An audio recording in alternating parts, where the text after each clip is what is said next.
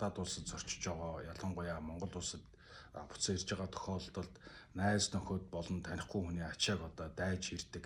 Ийгээд үүнээсээ болоод тухайн одоо дайж байгаа ачаанд хууль бус бараа байснаас болоод одоо гадаад улсад одоо ял идлэх гэмт хэрэгтэн болохын тохиолдол бол цөөнгөө гарч байна. За тэр байтугай бүр Монгол улсын олон улсын эрх зүйн зохицуулалтаар гадаад улс орондоо эрх зүйн төлцөө үзүүл гэрээ хийгээгүй улс орнуудад одоо хуулийн хариуцлага хүлээж тодорхой хэмжээгээр ял шийдэхэд эдэлж байгаа тохиолдолд одоо Монгол улсад шилжүүл авах бас юм боломжгүй байгаад идэг. Тэгэхээр та бүхэн маань ялангуяа энэ гадаад улсад зорчих Монгол улсад одоо эргэж ирэх явцдаа таньдаг болон танихгүй хүнээс одоо дайж байгаа бараа бүтээгдэхүүн ачааг авахдаа доторхын нэг бүрчлийн шалгах, за хууль зөрчсөн бараа бүтээгдэхүүн байхгүй байх гэдэг одоо юм баталгаатай нэгдүгürt болох ёстой. За хоёрдугаарт аль болох одоо хил гайлаар зорчихдоо дайж байгаа бараа бүтээгдэхүүнийг авахгүй байх, өөрийнхөө ачаа дээшнтэй эзэн болж явах ийм одоо зөвлөмжийг та бүхэндээ хүргэж байна.